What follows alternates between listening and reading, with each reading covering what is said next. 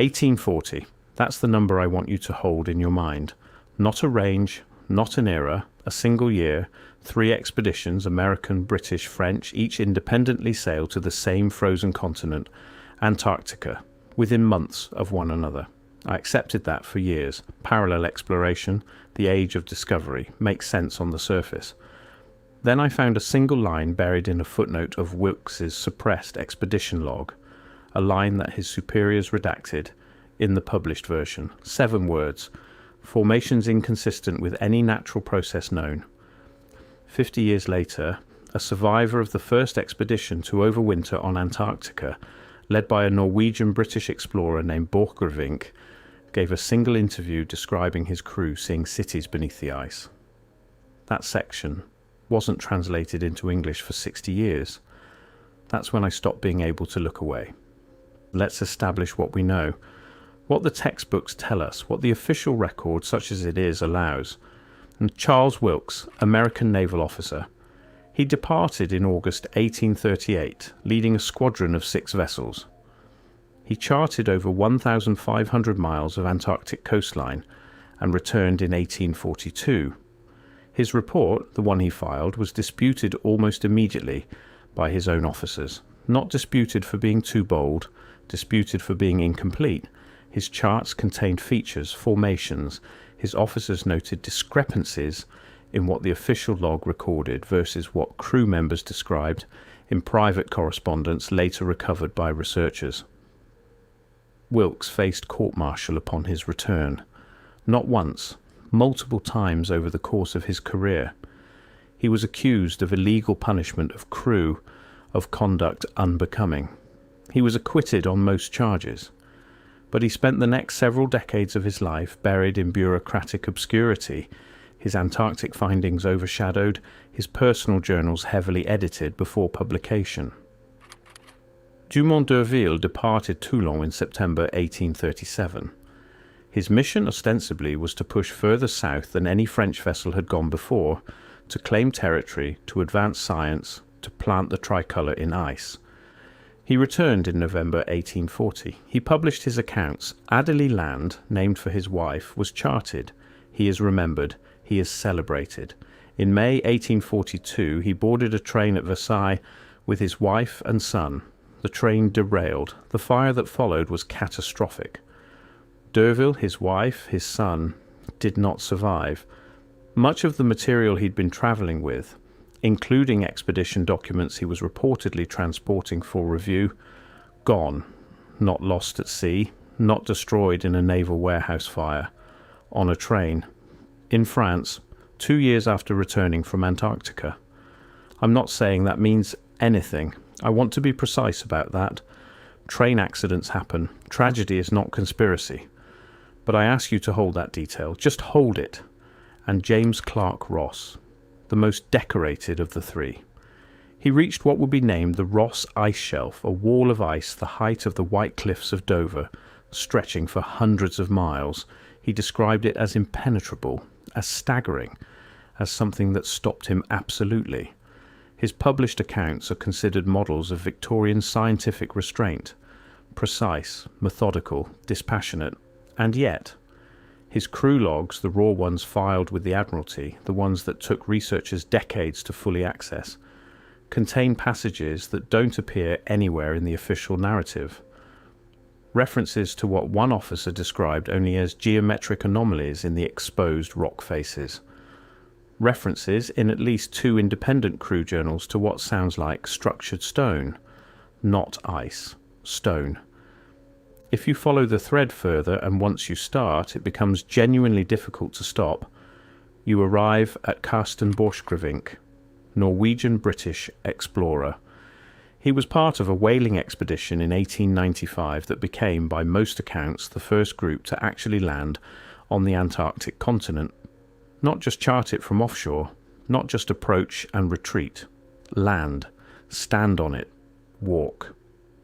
He returned in 1898 with a dedicated scientific expedition, the Southern Cross expedition, and spent the winter of 1899 on the continent, the first humans to deliberately overwinter in Antarctica. What did he find? Here is where the official record does something I've come to recognise. It narrows. It becomes very specific about certain things: the cold, the isolation, the biological samples, the meteorological measurements, and very vague, almost deliberately vague, about others. One of his crew, a zoologist named Nikolai Hansen, died during the expedition. The official cause: a digestive condition. He was 29 years old. He was buried on a ridge overlooking the bay. His death receives one paragraph in most historical accounts. Another crew member returned from the expedition and spent the rest of his life declining to speak publicly about what he'd experienced. He gave one interview, one to a Norwegian newspaper in 1903. The relevant section was not translated into English for nearly 60 years. When it finally was, it described crew members experiencing what the interviewer gently called episodes of geographic fixation. That is, crew members who became convinced they could see something beneath the ice, something organised, something that shouldn't be there. The deeper you go into Borchgrevink's own writings, the more you notice a particular pattern in his language. He is precise about logistics, he is detailed about wildlife. He becomes strangely abstract, almost poetic, almost evasive, when describing the interior geology, when describing what the rock looked like where the wind had scoured the ice away, when describing what the formations reminded him of. He never finishes those sentences. Not once. Not metaphorically. Literally, in at least 3 known passages from his private correspondence, the sentence describing the rock formations is either cut short, transitions abruptly to a different subject, or exists in a version that differs markedly from the version filed with his expedition sponsors. If you're finding this investigation useful, if these patterns are raising questions you haven't seen raised elsewhere, consider sharing this work. The deeper this kind of scrutiny reaches, the harder it becomes to ignore. Let's talk about what the physical record actually suggests. Antarctica is not uniformly covered in ice. This is well established. There are exposed rock regions, nunataks they're called, where geology is accessible, where you can examine the actual surface of the continent, where, under the right conditions of wind and drift, you can see what lies beneath the ice sheet at the margins. Early expedition members described repeatedly formations in these exposed zones that struck them as anomalous. The language varies: peculiar regularity, unusual right-angle faces, stone arrangements unlike natural weathering patterns. But the theme repeats with an unsettling precision across multiple independent accounts from multiple expeditions spanning several decades.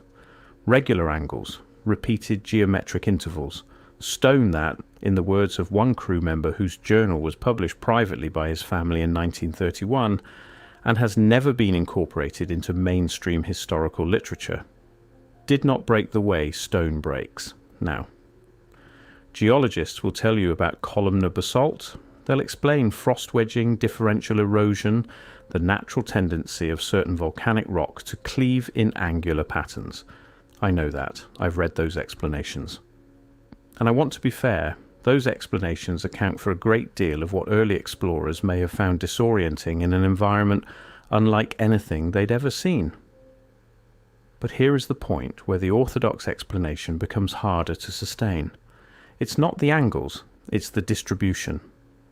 Multiple crew members from multiple expeditions, men who had never met, who in some cases were citizens of actively competing nations, who had no mechanism for coordinating their accounts, described similar formations in different geographic locations along the Antarctic coast. Not the same location, different locations separated by hundreds of miles. If it's natural geology, columnar basalt, frost fracture, erosion, then that's interesting but unremarkable. Antarctic geology is relatively uniform in places, fine. But if you overlay the approximate locations described in these various accounts, a pattern emerges that doesn't map neatly onto known geological formations. The descriptions cluster in ways that suggest, and I want to be careful here, I want to use the word suggest, distribution, intentional placement, spacing, not a quarry, not a single building, something larger, something that would require you to step back, very far back, to perceive as a whole. And here is where this becomes genuinely impossible to brush aside. For the official history to hold, for the natural geology plus overexcited explorers explanation to fully account for what we find in these records, you need to explain something. You need to explain why 3 separate governments in the same decade with no coordinated communication all chose to heavily redact, delay, dispute, or simply never fully publish the raw reports from their Antarctic expeditions. The United States did not publish Wilkes's complete charts for years. Some were reclassified. The British Admiralty received Ross's full logs, and a substantial portion of what his officers separately filed was not publicly catalogued until the 20th century. France published d'Urville's account, but the account itself has been noted by at least 2 French historians as diverging from surviving crew diaries in specific recurring ways, always the same kinds of divergence: the geological observations, the descriptions of the coastline's interior features, the character of what the exposed rock looked like. Not the temperature readings, not the biological specimens, not the navigational data. The rocks. Why the rocks? 3 nations, no shared communication, all suppressing the same category of information. The official explanation doesn't just strain here, it collapses entirely. Because for this to be coincidence, you'd need to believe that 3 separate governments operating in competitive isolation all independently decided that the geological features of Antarctica were too sensitive to publish accurately, for reasons none of them ever formally articulated, within the same 20-year window. Or something else, something they all saw or were told about that required the same response. Here is where I have to be honest about the limits of what I can demonstrate versus what I can only gesture toward.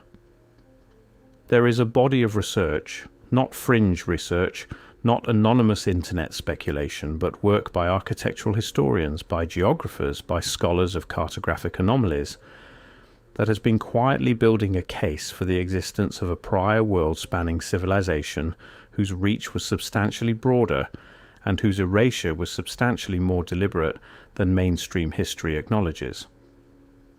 You will have encountered this material under various names: the maps produced before formal exploration, the Piri-Reis map, the Orontius-Phineas map, which appear to depict Antarctic coastlines with a specificity that shouldn't have been possible.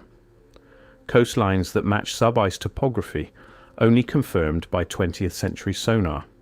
Coastlines depicted without the ice that now covers them. How? The standard answer, that these maps were copied from older sources, possibly compiled from explorers whose records are now lost, is itself an admission. It admits that there existed cartographic knowledge of Antarctica before the expeditions we recognize as first contact. It admits that someone had been there, had mapped it, had left records detailed enough that European cartographers in the 16th century could reproduce them with recognizable accuracy. It just doesn't ask who. And here is where the thread from 1840 connects to something much larger. If there existed, at some point prior to recorded history, or prior to the history we're permitted to access, a civilization operating at a scale capable of worldwide presence, capable of construction in extreme environments, capable of leaving traces in the rock that would still be visible to 19th century naval officers even through accumulated centuries of ice and weathering, then the question isn't whether Antarctica was inhabited. The question is when it stopped being inhabited. And the question after that is why the record of its habitation was so thoroughly, so consistently, so erased on a worldwide scale. Not suppressed in one country, not buried by one government, erased, across languages, across archives, across the official histories of nations that have spent centuries in competition with each other, and yet somehow arrived at the same silence on this single subject. That uniformity of silence is itself a form of evidence. I want to return to the human element for a moment, because this isn't just an archival mystery, it's a story about what these expeditions did to the men on them. The rate of psychological distress among early Antarctic expedition crew is not something widely discussed in mainstream historical literature. But it's documented. Multiple crew members from the Wilkes expedition were described in ship records as suffering from what the surgeons of the day called polar madness, a broad diagnosis that covered everything from simple cabin fever to episodes of acute hallucinatory crisis. Some of these men described visions, cities, architecture in the ice. Now, I know what the rational response to that is. Isolation, hypoxia, the psychological strain of extreme environment, the visual distortions caused by Antarctic light phenomena. Fata Morgana, the mirage effect that polar explorers are well documented to have experienced, in which distant ice can appear to take on the shapes of towers, walls, buildings. All of that is real. All of that is documented. I'm not dismissing it. But here is what I keep returning to. The visions these crew members reported were not random. They were not generic castles or European cityscapes transposed onto the ice. The architectural descriptions that survived in private letters, in unpublished journals, in the one or two accounts that made it into print before being quietly discontinued, those descriptions have a specific character. Massive scale, non-European proportion, stone rather than timber or brick. Layout suggesting not individual buildings but planned arrangements, districts, grids, and they described it as buried, visible only in fragments, as if whatever they were seeing, whether by mirage or hallucination or something else entirely, was the exposed corner of something incomprehensibly larger still concealed beneath the ice. One officer, I'll decline to name him because his family is still identifiable, wrote in a letter to his brother that he had seen from the ship's deck.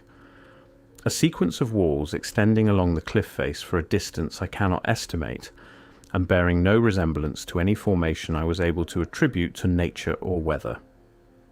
He wrote that he had reported it to his commanding officer. He wrote that he was told to strike it from his personal log. He wrote that he did not strike it from the letter. The letter was donated to a regional archive by his descendants in 1974. It has been cited in exactly one academic paper. That paper was never republished after its initial appearance in a specialist journal that folded 2 years later. What strikes me, the longer I sit with this material, isn't the individual anomalies. Any single one of these could be explained. Any individual discrepancy, any single redaction, any one explorer's breakdown or unexplained death or cryptic letter taken alone. Each of these is manageable. Historical noise, it's the pattern, not the geology alone, not the simultaneous expeditions alone, not the suppressed reports alone, not the deaths alone, not the raving crew members alone, not the pre-ice maps alone, all of it, together, pointing in the same direction, across a century of Antarctic engagement, across governments that despised each other, across languages and archives and institutional interests that had every reason to compete and no apparent reason to cooperate, and yet cooperating, or at least converging on a single uniform absence. The question isn't who made the decision. Maybe no single person did. Maybe the decision made itself the way certain truths, if they are large enough and disruptive enough, generate their own institutional gravity toward erasure. Not conspiracy in the movie sense, something slower, something more diffuse, something that operates through the ordinary human instinct to protect the version of history that allows everything else to continue functioning. Because if what these expedition members saw was real, if the formations were architectural, if the scale was what the descriptions suggest, if the geographic distribution maps onto something intentional, then the implications don't stop at Antarctica. They ripple backward through everything, every timeline, every assumption about the age and origin and reach of human civilization, every map, every founding myth of every nation that sent ships to that ice. Once you allow that possibility in, even as a question, even as a hypothesis held lightly and provisionally, once you see the shape of what the evidence suggests, you understand why the silence is so total, and so coordinated and so old. 3 expeditions, 1 silence. What did they find on that coastline that required 3 competing nations to independently arrive at the same omission? What did the rock look like in those scoured margins where the wind had pulled the ice away that made experienced naval officers reach for language they couldn't quite complete? Why do the pre-colonial maps know what they shouldn't know? Why do the men who saw it most closely come back changed, some of them broken, some of them silent, some of them dead before they could be properly questioned? What is the relationship between those geometric distributions and the ones researchers have been documenting quietly in dozens of other locations across the Earth? The architectural uniformities, the impossible coordination, the civilization scale evidence that appears wherever someone looks carefully enough and is willing to write down what they actually see rather than what they've been told to see. I don't know.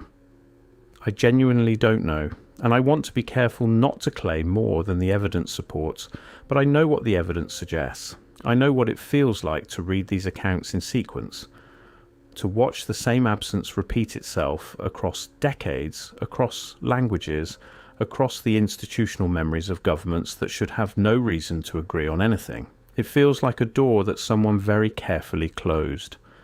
And somewhere on the other side of it, under ice that has been thickening for centuries, over stone that may or may not have been shaped by hands we have no name for, the answer is still there, waiting for whoever is willing to ask the question loudly enough.